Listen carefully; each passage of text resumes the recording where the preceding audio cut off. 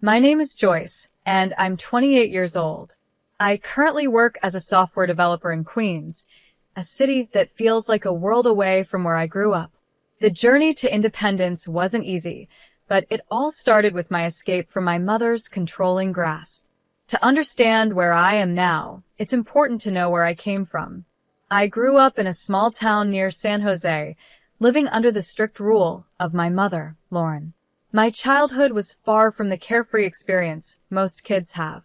From the time I could remember, my mother controlled every part of my life. There was no such thing as pocket money, no sleepovers with friends, and definitely no room for disobedience.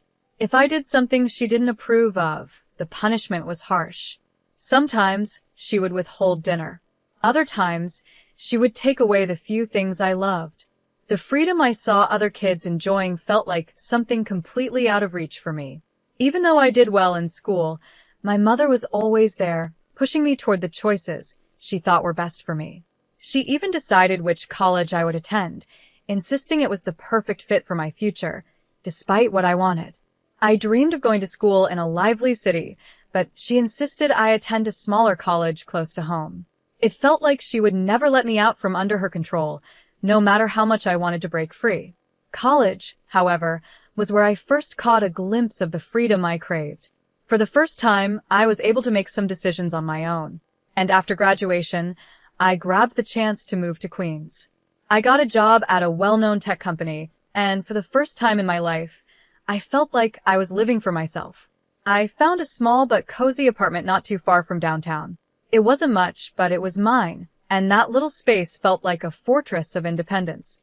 Life in Queens was a refreshing change. I took delight in the simplest things: walking to work, choosing my own groceries, and deciding my own schedule. Those small freedoms meant the world to me after years of being under my mother's thumb. For the first few months, everything felt perfect. But then strange things started happening. It was subtle, at first random phone calls with no one on the other end, odd messages that didn't make sense. Nothing concrete, but enough to make me uneasy. I tried to brush it off, telling myself I was just being paranoid after years of overcontrol. Then one evening, there was a knock on my door. It was my neighbor, Mr. Paul. He's a graphic designer, a bit older than me, with a kind and gentle demeanor. He's always been polite whenever we crossed paths. "Joyce, can I talk to you for a minute?" he asked, his voice carrying a tone of concern. "Sure, Mr. Paul. What's going on?" I replied, feeling a small knot of anxiety form in my stomach. Doing my best to hide the nervousness creeping into my voice. Mr. Paul looked genuinely worried. "I just saw someone acting suspiciously near your apartment," he said, his brow furrowed. "I thought you should know. They might be trying to get inside." My heart started pounding. I hadn't noticed anything strange myself, but the thought of someone trying to break in made my stomach churn. "Are you sure?" I asked, trying to sound calm. It could have been someone just passing by. "I'm positive," he insisted, his tone firm. "I think you should check it out." With my mind racing, I unlocked my apartment door and stepped inside. At first glance, everything seemed normal, but my anxiety was through the roof. Just as I was about to take a deep breath and relax, something caught my eye: a purse sitting on the table. It wasn't mine. I knew that instantly. It was a sleek, expensive designer purse, the kind I would never buy for myself. It looked so out of place in my apartment.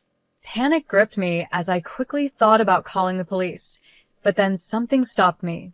Inside the purse, I noticed a folded note. My hands trembled as I reached for it, my heart racing even faster.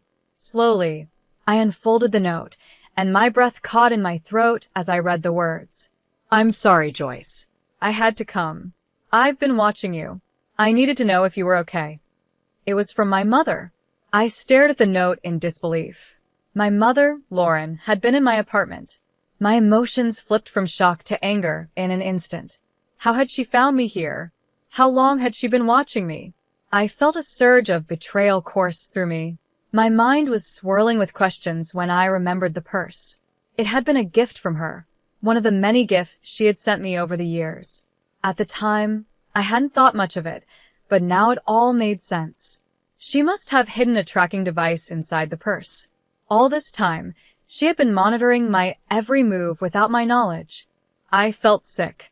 I turned to Mr. Paul, who had followed me inside. His face showed nothing but sympathy as he realized what had happened.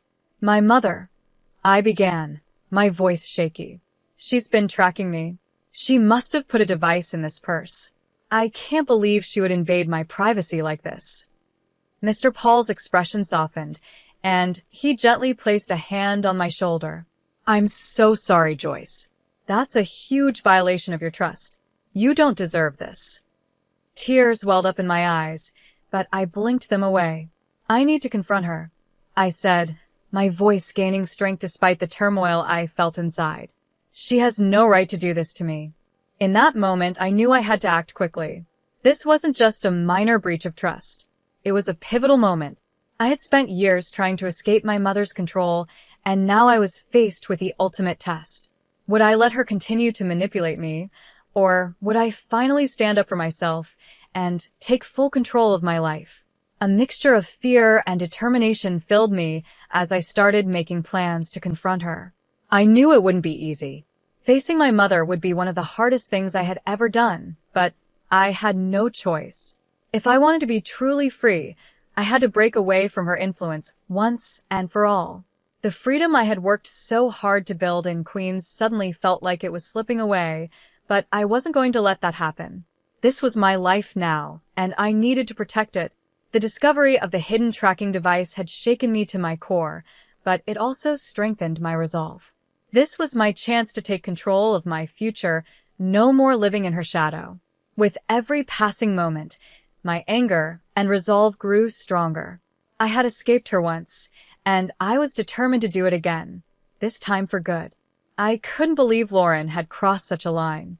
My life in Queens was supposed to be my escape, my chance to finally breathe freely, far away from her overbearing control.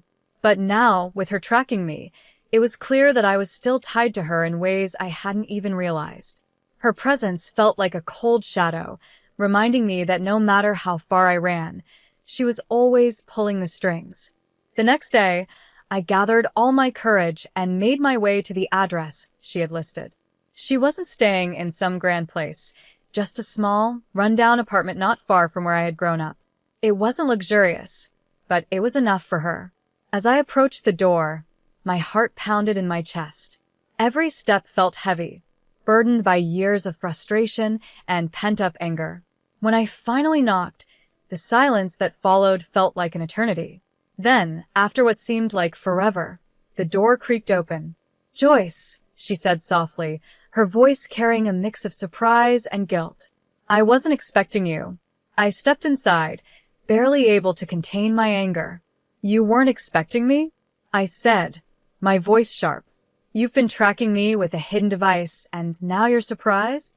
Her face paled, and she shifted uncomfortably. "I just wanted to make sure you were safe," she stammered.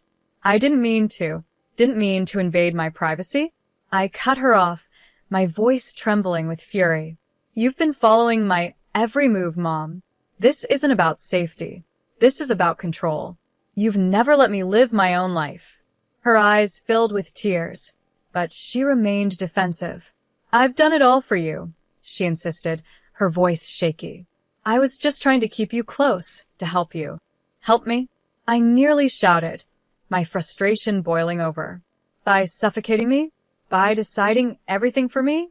I'm 28, Mom. I'm an adult. I need to live my own life. Tears began streaming down her face, but the walls she had built around herself remained firm. "I'm sorry, Joyce," she whispered. "I didn't know how to let go. I've made mistakes, but I didn't know how to fix them." I stared at her, my emotions swirling in a confusing mix of pity and frustration. "You're not just apologizing for tracking me," I said, trying to keep my voice steady. "You need to understand how deep your control has gone. It's not just this one thing, it's everything." And that's when she revealed something I hadn't expected. "I've been struggling financially," she confessed, her voice barely audible. "I wanted to ask you for help, but I didn't know how." Her words hit me like a punch in the gut. "You were going to ask me for money after spying on me?"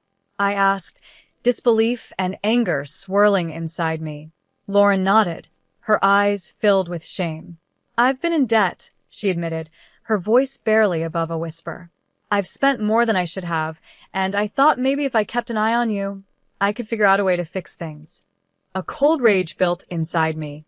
"You've been spying on me to figure out how to get money from me?" I said, my voice icy. "That's despicable. You've manipulated and controlled me for years, and now you want to use your invasion of my privacy to solve your own problems." She tried to reach out to me, her hands trembling. "Joyce, please," she begged. "I didn't mean for things to get this way." I took a step back, feeling the weight of everything crashing down on me. All the years of control, all the time she had made me feel small and powerless, it was all coming to a head now. I wanted to scream, to yell, to make her understand the damage she had done. But instead, all I could feel was a deep, aching sadness. "This isn't just about the money, Mom," I said quietly, my voice strained. "It's about the way you've treated me, the way you've never let me be my own person. You don't understand what you've done to me." Lauren stood there, tears streaming down her face, but I could see that the defensive wall she had always kept up was starting to crumble. For the first time, I saw her not as the controlling figure who had dominated my life, but as someone who was deeply flawed and lost in her own way. Yet, despite that, I knew I couldn't let her continue to manipulate me. "I need space," I said finally, my voice firm.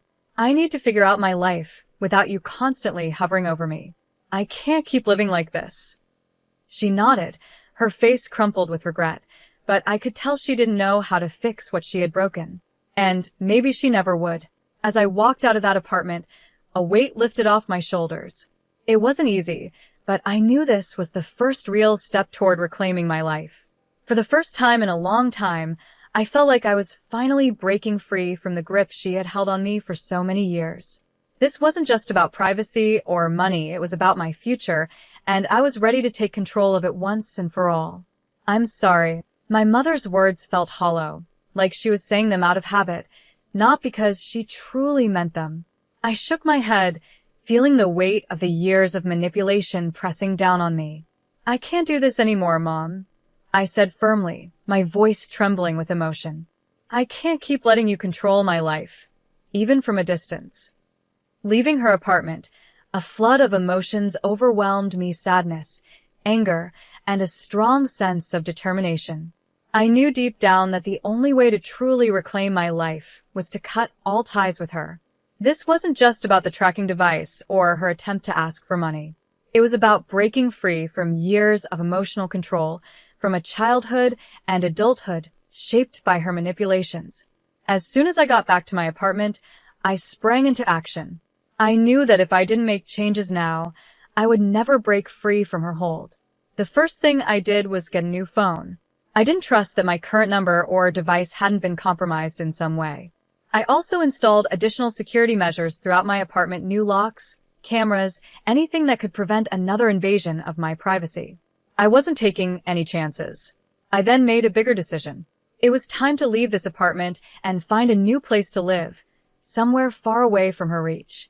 I started looking for a new place that would give me the fresh start I needed, but it didn't end there. I contacted a lawyer to begin the process of legally separating myself from her. I needed to take every step necessary to make sure she had no control over any part of my life, even legally. Each of these steps filled me with both relief and heartache. I had longed for this freedom for so many years, but now that I was finally taking the steps to claim it, the cost was higher than I'd expected. It wasn't just about moving on from my mother's control, it was about rebuilding myself. I had to rediscover who I was outside of her influence, to find my own sense of autonomy and self-worth. As I began packing up my belongings and preparing for the move, Mr. Paul became a surprising source of support. He offered to help with the logistics and, more importantly, he provided a kind ear during some of my toughest days. We spent more time together, and his steady presence became a small comfort in the middle of the chaos I was navigating. I hadn't expected to rely on him, but his kindness made everything a little more bearable. However, the battle was far from over. The more I distanced myself from Lauren, the more I realized just how deeply her manipulation had affected me. It wasn't just about what she had done recently. Her influence had shaped the way I viewed relationships and trust in general. I was beginning to see how her actions had controlled every aspect of my life, from the smallest decisions to the biggest moments. Confronting my mother was only the first step. I knew I had a long journey of self-discovery and healing ahead of me. It was daunting, but at the same time, I knew it was necessary. For years, I had been living in the shadow of her control, and now I was finally stepping out of it. The struggle for my independence had only just begun, and I had to prepare myself for the challenges that lay ahead. In the days following my confrontation with Lauren, everything became a blur of activity and emotions. I finally moved into a new apartment, far from the small town near San Jose, where I'd spent my childhood. My new place felt like a fresh start. It was modern and bright, with big windows that let in streams of natural light, a stark contrast to the cramped spaces I had known before. It was the kind of place where I could begin to feel like I had control over my own life, where I could breathe freely without the weight of my past pressing down on me. But even as I settled into my new surroundings, the emotional burden of everything that had happened still lingered. Moving into this beautiful apartment was a huge step forward, but the scars from years of manipulation didn't just vanish. I knew it would take time to heal. The path to independence wasn't just about changing my location, it was about changing my mindset, letting go of the emotional chains that had bound me for so long. With each passing day, I felt a little stronger, a little more sure of myself. I was finally carving out my own life, on my own terms. And even though the road ahead was still filled with challenges, I knew that I had taken the first step toward true freedom. This was the beginning of my journey, and for the first time in a long time, I felt like I was in control of my own story. I had lived in cramped, small spaces before, but this new apartment felt like a whole new world. As I unpacked my belongings, I was filled with a strange mix of excitement and apprehension. There was something soothing about the process of unpacking, giving me the chance to reflect on everything I had been through. But as I pulled out each item from the boxes, I was reminded of how deeply Lauren had intruded into every corner of my life. Her control had seeped into everything, even the smallest parts of who I was. The legal separation from my mother was a huge step forward. It was both liberating and painful. On one hand, it freed me from the emotional chains that had held me captive for so long.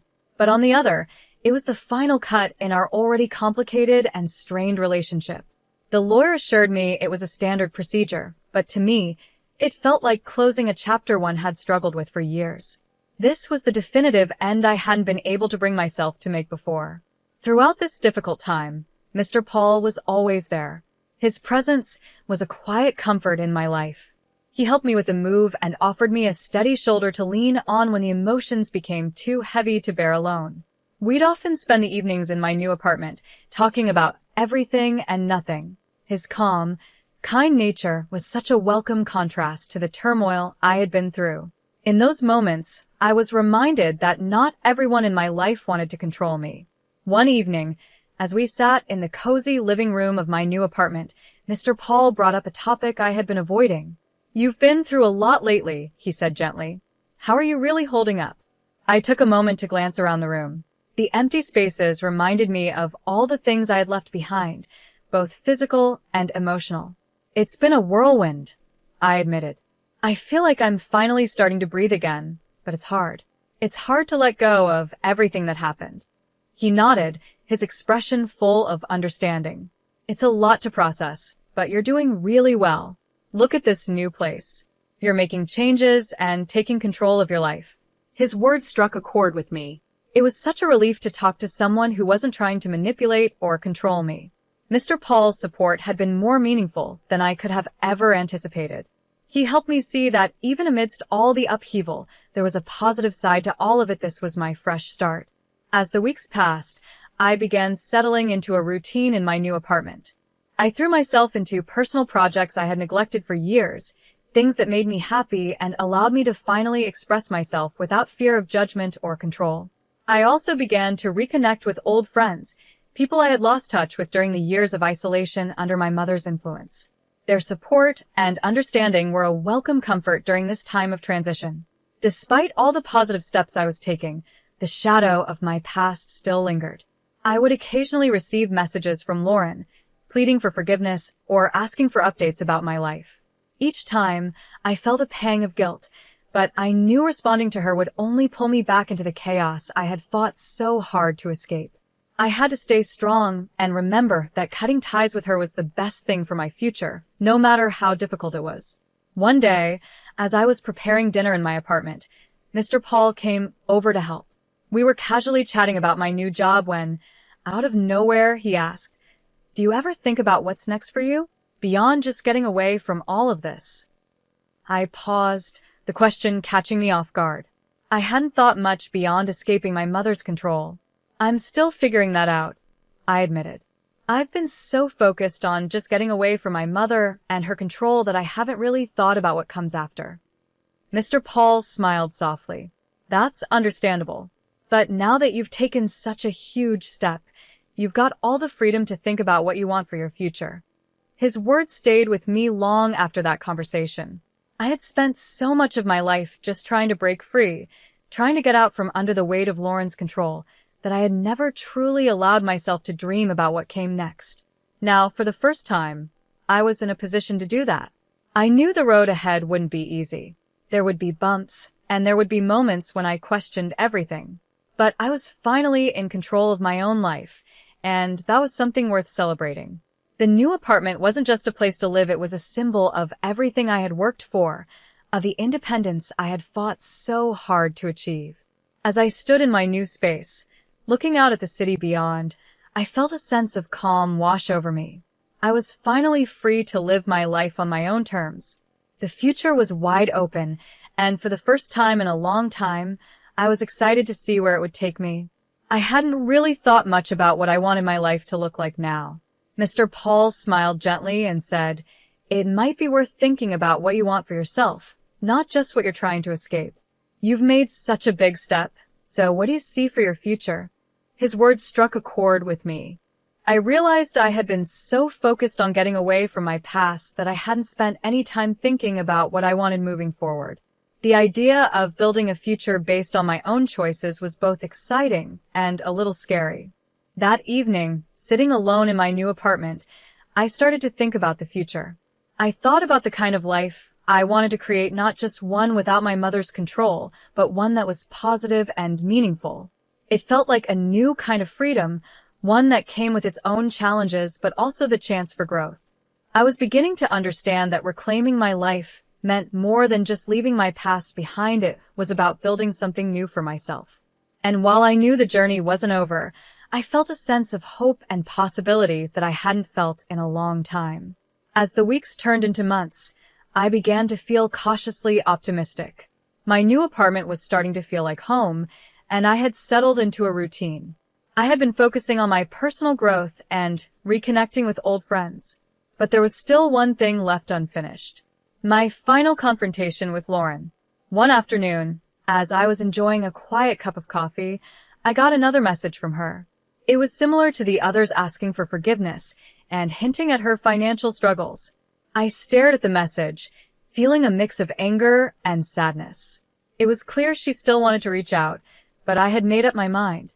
I couldn't let her back into my life. By this time, Mr. Paul had become more than just a supportive neighbor. He was now a true friend. We had regular conversations, and I found myself opening up to him in ways I hadn't expected. One evening, while we were cooking dinner together, I decided to tell him about the message. "I got another message from Lauren today," I said, trying to keep my voice steady. "She's still asking for money and saying she's sorry. I don't know what to do." Mr. Paul looked up from the stove, concern written on his face.